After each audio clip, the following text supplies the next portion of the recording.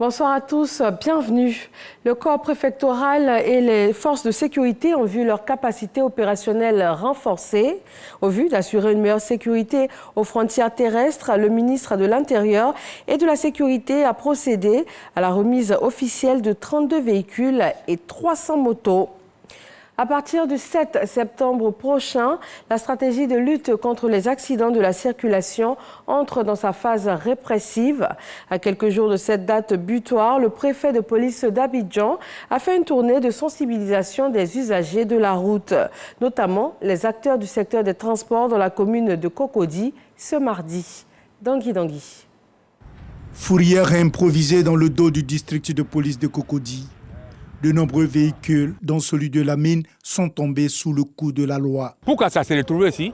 Parce qu'il y a assurance là-dessus, tout de 1 an. Il y a carte grise pour ça, il n'y a pas carte grise sur l'origine d'abord.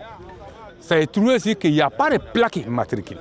C'est le problème de plaques. C'est sur ce site que le préfet de police d'Abidjan a commencé sa tournée de sensibilisation des usagers de la route, notamment les acteurs du transport en commun. Ce sont des transporteurs, ils passent beaucoup de temps sur le terrain, au carrefour de la Riviera 3, il y en a qui ont dit qu'ils n'étaient pas au courant, qu'ils n'étaient pas informés de cette campagne.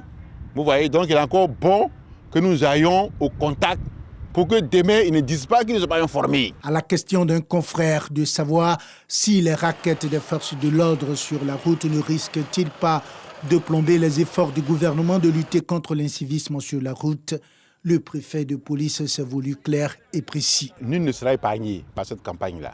Et celui qui se fera prendre, il paiera cash, comme le transporteur également qui se fera prendre.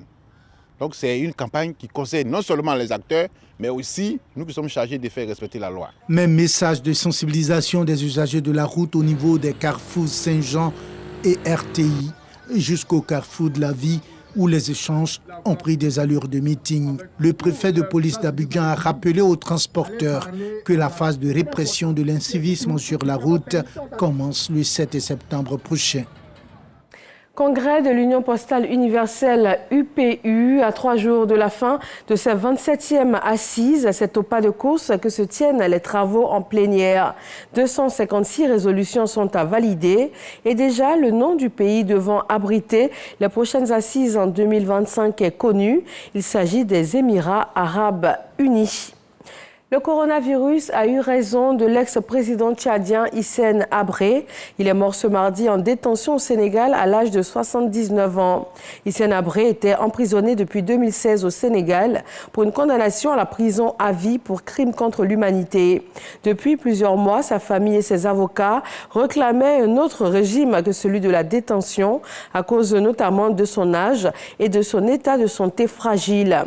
La justice sénégalaise avait consenti en avril 2020 à le laisser sortir pendant 60 jours, mais il avait dû retourner en prison et la justice a ensuite refusé une nouvelle demande de libération en avril 2021. À Kaboul, les talibans demandent aux Occidentaux de ne plus évacuer d'Afghans.